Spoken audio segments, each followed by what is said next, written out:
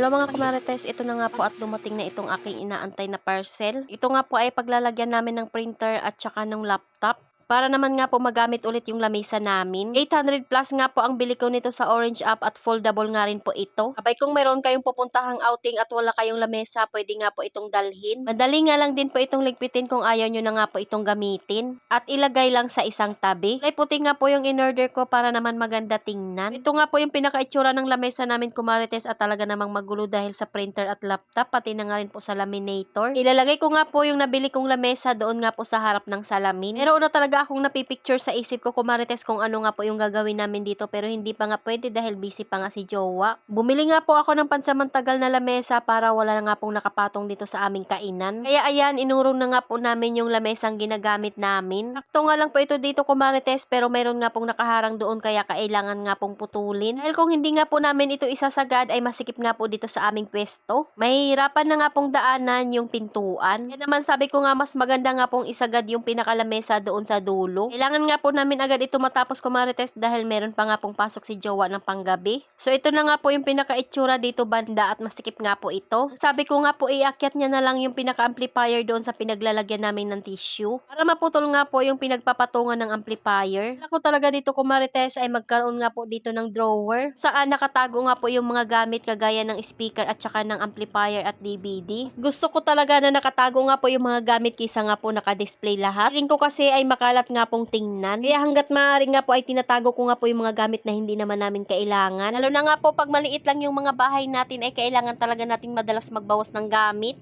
Magmumukha kasing masikip pag marami nga pong nakalabas. Lalo na nga po yung mga sira-sira na at hindi naman na ginagamit, mas maganda nga po talagang itinatapon na iyon. Excuse na nga lang ako kumarites sa naglalakihan kong muscle dyan. Abay, ayan nga po yung naiipon ko katagalan na nagtitindahan ako. Nung umpisa pa nga lang po ako magtitindahan ay hindi naman talaga ako ganito kalaki. Naitaas na nga ni Jowa yung amplifier dyan ay puputulin na nga po yung nakaharang doon. Kaso nahirapan nga po siya kaya pumasok siya doon sa sulok. Kaya lang hindi pa nga rin po niya maputol ng maayos kaya tinanggal ko nga muna yung lamesa dyan para magkaroon nga po siya ng pwesto at maputol niya nga po agad iyan. Ito lang naman yung tatanggalin niya kumarites para nga po magkasya lang yung lamesa. Gagamitan ko na nga lang po ito ng vacuum para hindi na nga po kumalat yung pinakaalikabok niya.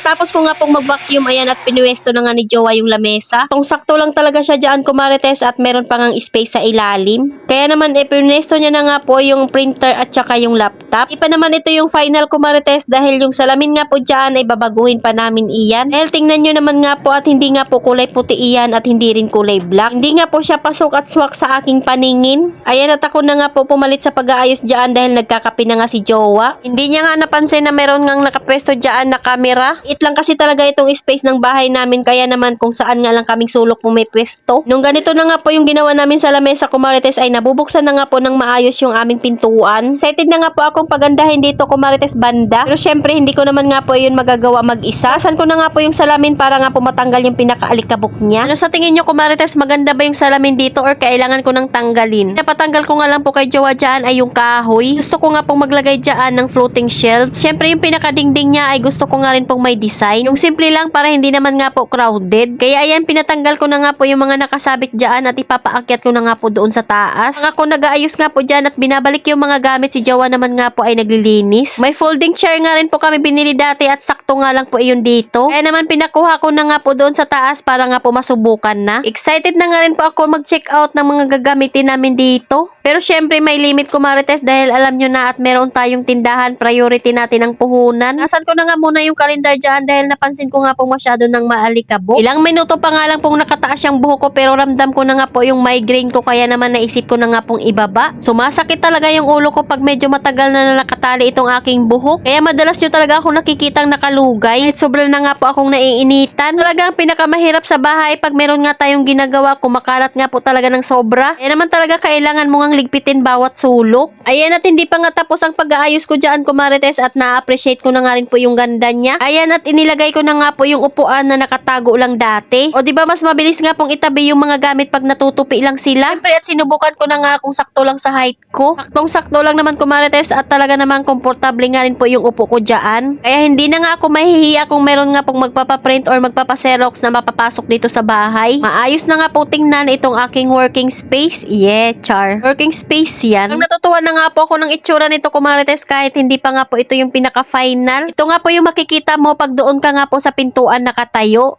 O di ba kahit papaano nga po ay hindi naman sumikip itong aming bahay. Dagdagan nga lang po siya ng aming pagkakakitaan. Ito nga po yung itsura ng lamesa sa malapitan. Iipon na naman nga kami ni Jowa ng mga barya dahil balak ko nga po iyon ipuhunan. Para pagdating ng December ay meron nga kaming pang grocery. Ayan, kung makikita nyo nga, kumarites, ay nabubuksan naman ng maayos yung pintuan namin. Diba yung itsura ko dyan ay hindi na nga maitsuraan dahil sobrang pawis na iyan. Inaantay pa nga po akong parcel, kumarites, at babagay nga rin po iyon sa lamesa namin. Ito sa aming printing space. Kulang talaga yung printer dito, kumarites, dahil nabubuksan pa rin naman yung babaan ng bond paper. Yung bond paper nga po ay sakto lang doon sa pwesto niya. Thank you Lord na lang talaga kami sa mga blessing na natatanggap namin. Dahil kahit anong hirap nga po natin at pagod, kung hindi naman para sa atin ay hindi rin talaga nating makukuha. Ano sa tingin nyo, kumarites, yung bago naming ayos dito sa baba ng bahay namin? Sakto lang ba or gumanda siya? Ang layo nga po ng itsura kanina na purong kalat nga po yung sa lamesa namin. Ilalim nga po niyaan ay pwede mo pang paglagyan dahil maluwag nga po dyan. So ayun lang muna, kumarites. Salamat sa panonood. Follow for more. God bless us. At sana i-share nyo na nga rin po itong aking video.